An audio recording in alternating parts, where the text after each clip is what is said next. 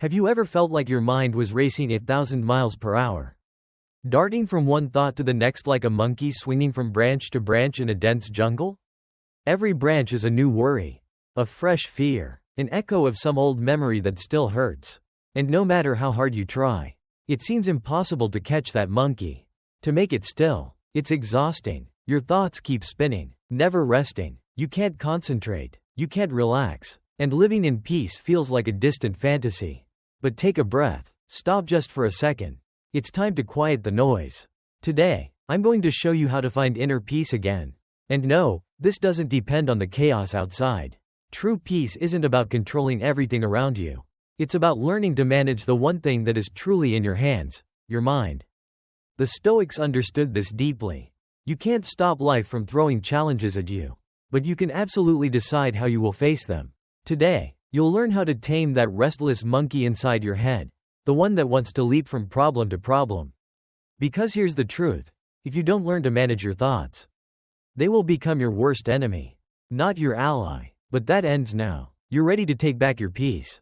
Let's begin. But first, let me share with you a story that perfectly illustrates why mental calm is not a luxury, it's a necessity. It's the story of Daniel, a young surgeon working in one of the most prestigious hospitals in the world. Even with just a few years of experience, Daniel had already become the brightest of the junior residents. His colleagues admired his precision. His supervisors saw him as a rising star. And to the outside world, he had a brilliant future ahead. But inside his mind, that was a different story. The weight of responsibility was crushing him. Every patient felt like a possible disaster. Every surgery felt like walking a tightrope between life and death. He couldn't afford to make a mistake. And that fear consumed him. At night, he couldn't sleep. He would replay every surgery in his head, questioning every decision he had made. What if he had reacted too slowly? What if he made an irreparable error next time?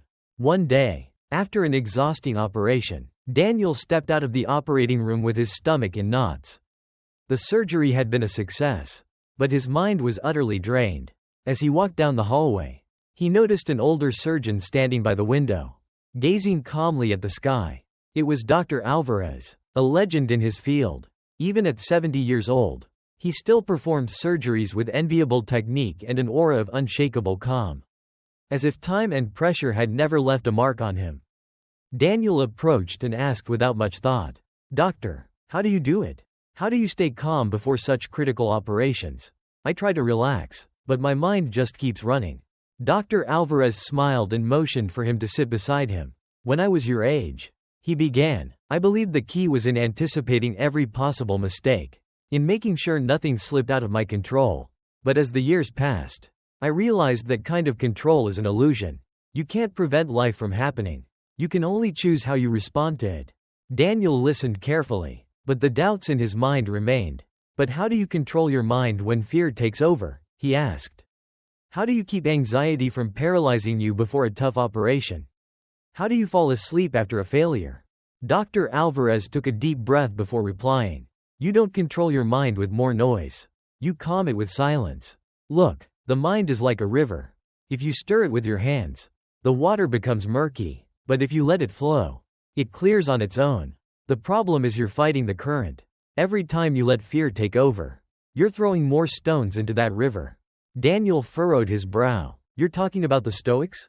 "Yes," Dr. Alvarez said. "Those ancient philosophers guided by reason and serenity. Back in their time, they didn't have antibiotics or modern technology. But they taught us something timeless: if something external disturbs you, it's not the thing itself that troubles you, but your opinion of it. Daniel, you can't control whether a surgery goes perfectly, but you can control whether you torture yourself afterward or accept that you did your best with what you had." Daniel sat quietly. He had never looked at it that way. "But what do I do with the anxiety before stepping into the OR?" he asked. "First," said the old doctor, "accept that fear is natural. Even gladiators in the arena felt fear. The difference is, they learned not to feed it. Before a surgery, instead of letting your mind wander, do what the Stoics did: focus only on what you can control." Dr. Alvarez raised a finger. "What can you control?" "My preparation," Daniel answered. "My concentration, my attitude." "Exactly," the old doctor said. Let go of everything else. Replace thoughts like, what if I had done it better, with, I did my best with what I knew at the time. And sleep peacefully. From that day on, the hospital didn't change. The surgeries remained complex. But that conversation was a turning point for Daniel. He stopped staying up all night reviewing every detail. He began preparing just enough. And then let the fear go. There were no more panicked moments before entering the OR. Now he took a deep breath and repeated in his head. Focus only on what you can control. His mind, once a battlefield, became his greatest ally. Now I ask you, how many times have you felt like your mind won't give you a break? How many nights have you lost tangled in worries that aren't even real? Today, we're going to explore 12 keys from Stoic philosophy to calm your mind and find peace, no matter what's happening around you. First, put a stop to your mind. Your worst enemy isn't out there, it's in your own head. You could be in the calmest place on earth and still feel trapped in a storm of unbearable thoughts. You could have everything in order and still be drowning in imagined drama. The problem isn't life, it's how you interpret it with that powerful emotion-generating machine you carry in your skull. Think about it. How many times have you obsessed over a minor mistake until it became a catastrophe? Remember that time you said something awkward? No one else remembered it, but you replayed it for days, convinced everyone thought you were a fool. Let me tell you a liberating truth. People are too busy thinking about their own lives to analyze every word you say. The Stoics taught us that it's not the mistake that tortures us, it's the interpretation we give it. Your mind works like a phone full of notifications. Every thought is like a new message. Some are important, but most are just noise. If you open, analyze, and obsess over every single one, you'll go mad. But if you learn to ignore the ones that don't matter, you'll find the calm you're looking for. So ask yourself, how many of your worries actually deserve the energy you're giving them? Will what's bothering you today still matter in a month? A year? If not, why give it so much power? Think of your mind as a campfire. Thoughts are like wind, feeding the flames. A small mistake or awkward moment can be just a spark. But if you fan it, throw on logs, and stir the fire, you'll end up with a wildfire that burns through your peace. Seneca understood this well. We suffer more in imagination than in reality. So keep it simple. Don't believe everything your mind tells you. Not every thought deserves your attention. When an obsessive thought grips you, pause, breathe, and question it. Second, stop chasing what steals your peace. Sometimes the things we chase most desperately are the ones that lead us furthest from happiness. Maybe you crave more money, more recognition, more validation, but that constant race leaves you exhausted and unsatisfied. Because peace isn't found in having more. It's found in releasing what weighs you down. Think of someone posting a photo, waiting anxiously for likes and comments. If your calm depends on reaching a goal, what happens next? How long before you chase the next goal, hoping it will finally bring you peace? It's like carrying a heavy stone. Believing it's precious, you grip it tightly, carry it everywhere, convinced you need it. But one day, you ask yourself, why am I carrying this? Does it help me, or just exhaust me? And when you finally drop it, you realize you never needed it in the first place. To be continued in next message. You see, we often live our lives trying to earn approval, trying to meet expectations, trying to prove ourselves. But let me ask you this. What if you lived just one day without worrying about what others thought of you? What would that feel like? Because true peace doesn't come from finally achieving what everyone expects of you. It comes when you stop running after what was never meant for you in the first place. Third, the past no longer exists, let it go. Yes, you've heard this before, but if I'm repeating it, it's for a reason. Sometimes, even when we logically understand something, our minds act differently. We suffer over what once was. We cling to memories, to regrets, to what could have been. But every minute you spend tangled in the past is a minute you're stealing from your present peace. What would Seneca do if he were betrayed? He wouldn't waste time asking, why did this happen to me? Or seeking justice in his thoughts. He would accept that life is unpredictable. That pain is part of the journey. He wouldn't stay stuck in the wound, he'd move forward. And if he failed at something important, he wouldn't let his mind trap him in eternal guilt. He wouldn't define himself by the mistake. He wouldn't torture himself with what ifs. The past is gone, and every second you spend clinging to it is a second you're robbing from the peace you could have today. Fourth, are you living your life, or the life others expect of you? How many things are you doing simply because it's what's expected? Did you choose a career because it was the logical option? Do you stay in a job you hate just because there are bills to pay? Do you say yes to commitments you don't want because you're afraid of what people will think if you say no? Without realizing it, we accumulate mental weight until the noise becomes deafening. The expectations, the fear of disappointing others, the constant need to fit in, they suffocate us. But what about you? What about waking up one day and feeling like you're living the life you want? I once spoke to someone named Lucas about this. I asked him that very question, and something shifted inside him that day. Over time, he transformed his life. He stopped measuring success through other people's eyes and started asking, what really makes me feel alive? He learned to say no without guilt. He made decisions without needing anyone's validation. And eventually, he stopped chasing a version of success that wasn't his, and started walking the path that he had chosen. Because here's the key: if you want to find peace, you have to let go of what doesn't belong to you, and cling fiercely to what your soul is asking for. But how do you discover what that is in a world where everyone has something to say? It's easy to confuse other people's desires with your own. So ask yourself the uncomfortable question: if no one were judging you, would you still be doing what you're doing? Fifth, create space for calm in your day. If your mind is tired, it's not just because the world is chaotic. It's because you're not making space for peace. Think of Epictetus. He was born a slave in ancient Rome. He had no control over his schedule, his body, or even his future. His days began with orders and ended with exhaustion. He didn't have a quiet life or an easy one. But somehow, he still found a way to create peace inside of himself. Maybe he carved out 5 minutes of silence at night. Maybe he watched the stars in stillness. Maybe he simply reflected while others shouted. Whatever it was, he made space for peace in the middle of chaos. And you can do the same. Don't tell yourself you need an hour. Just 5 minutes. 5 minutes of true disconnection. 5 minutes of no screens. No notifications. No noise. That's all it takes to begin. Commit to it. Sixth, clear out what you don't need. Just like a cluttered room, your mind gets crowded with thoughts that no longer serve you. Ask yourself, how many useless worries, distractions, and repetitive thoughts are filling your head? Do a mental cleanup. Epictetus did this by letting go of attachment to things he couldn't control. Imagine you bought a new car and started parking far away just to avoid scratches. You got nervous every time someone got close to it. You even changed your routes to keep it clean. The thing you bought to make yourself feel good ended up stealing your peace. It's ironic, right? The same happens with all material things. You think you're gaining something, but often you're gaining new anxiety. Epictetus said it centuries ago. A rich person is not one who has the most, but one who needs the least.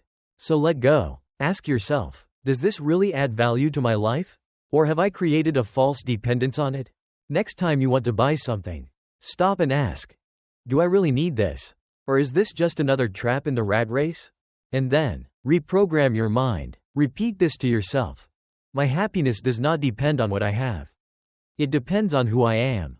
Seventh, stop fighting what you can't change. I used to think that if I just explained things the right way, if I just worked hard enough, if I tried one more time, I could change things. I could fix everything. But that constant fight only hurt me. I wasn't sleeping. My mind was stuck in a loop. What if I had done this? What if I tried that? Until one day, I finally saw the truth. Nothing I did was going to change that person's decision. It simply wasn't in my hands. But still, I was draining myself. And then, I remembered something beautiful. Trees don't cling to their dead leaves. They simply let them fall. And when spring comes, they bloom again. Learning that changed me. I stopped fighting. I started accepting. And the moment I stopped resisting reality was the moment I began to truly live in peace. Eighth, turn off the outside noise. We live in an age where information bombards us from the second we open our eyes. It used to be birds singing or the sound of coffee brewing. Now it's a notification. Studies show that every time we receive a notification, our brain releases dopamine, the same chemical activated by gambling or sugar. It's addictive. So here's the uncomfortable question. Are you really choosing when to go online? Or are you just reacting to your phone? How many times have you checked your phone without a reason? Just because your brain craved it? Do you need every app interrupting you every few minutes? Less interruption equals more calm. And the best thing you can do is replace noise with something meaningful. Don't let the first moment of your day be your phone. Try silence instead, or a book, or just a cup of coffee. Distraction-free. It may seem small, but it will make a huge difference. Remember, the world will keep screaming. Social media will keep posting memes tomorrow. But you get to decide whether that noise drags you with it, or if you choose stillness. To be continued in next message. 9th. Recognize the trap of chasing success that never fills you. This is how we fall into the illusion of endless striving. We chase promotions, validation, likes, status, always believing that once we hit the next goal, then, we'll finally feel whole. But when we get there, we realize the same emptiness lingers. And off we go again, sprinting toward the next goalpost. What do the Stoics say about this? Marcus Aurelius was blunt: if you seek happiness in external things, you will always be their slave. End of story. He wasn't sugarcoating anything. He was telling us a simple truth. The more your happiness depends on external events, on a job, a person, a paycheck, the less control you'll ever have over your own peace. It's like that old saying, if you can't appreciate a single flower, you won't appreciate a whole bouquet. If you can't find joy in the small things, you won't find it in the big ones either. And one of the hardest lessons in modern life: slow down. The noise of the world convinces us that we always have to be moving. That success is about being the most followed, the most praised, the one who climbs fastest. But peace isn't found in any of that. Peace is in stopping, breathing, realizing that you don't need to run anymore. You're already where you need to be, you just haven't noticed it yet. 10th. Take ownership of your mind. Don't let junk thoughts pollute your mental space. Just like you wouldn't let garbage pile up in your home. Don't let the world's noise invade your mind. Peace is built through conscious choices. By deciding, moment by moment, what gets your attention and what doesn't. Learn to sit quietly with your thoughts. We often avoid silence because it makes us uncomfortable. But if you can't find peace within yourself, how can you expect to find it anywhere else? 11th. Master your reaction to life. You can't stop difficulties from showing up, but you can stop yourself from being swept away by them. This is the secret. This is the key. Life won't always make sense. It won't always be fair. But you always get to choose. Will you resist and suffer, or accept and grow? If you keep looking for peace outside, you'll never find it. You might admire someone who looks like they've made it: famous athletes, wealthy entrepreneurs, successful artists. But many of those people, even after achieving their biggest dreams, fall into depression, addiction, or emptiness. Why? Because the trophies didn't bring peace. The world outside didn't fix what was unsettled inside. 12th, and perhaps the most important, start valuing what you already have. Don't wait for life to be perfect. Start today. Look inward. Stop measuring your worth by your job, your relationships, or your bank account. Start recognizing your values, your heart, your kindness, your strength. Trust in what's already inside you. When I started doing that, something changed. I no longer needed to prove myself through work. I no longer sought love in others to feel complete. I no longer let my peace depend on my circumstances. And you know what? The words can't capture the peace I felt. My mindset changed, and so did everything else. But I won't lie, it wasn't easy. It wasn't instant, but it was worth it. And now I'll share with you the secret that helped me the most. Peace isn't something you find. It's something you build. Every day is a new opportunity to clear out what's unnecessary. To make silence your safe space. To strengthen your mind through intentional decisions. It's not about escaping the chaos. It's about becoming immune to it. Because life doesn't reward those who just think. It rewards those who act. If you've made it this far, thank you. And congratulations. You've taken a huge step toward creating a quieter, calmer, more powerful mind. Let me leave you with one last thought. True peace is not a finish line. It's not something that will magically appear when everything is perfect. Because chances are, perfection never comes. Peace appears when you stop waiting for it. When you stop chasing after what you can't control. When you begin showing up for yourself. When you sit in stillness, in acceptance, in presence, and realize that peace has been here all along, waiting for you to notice. I hope this journey has helped you reflect, breathe a little deeper, and reconnect with the strength you've always had inside. Until next time, remember, you don't need more to be at peace. You just need less of what distracts you from it. Take care, my friend. And above all, keep building your peace every day. Goodbye for now.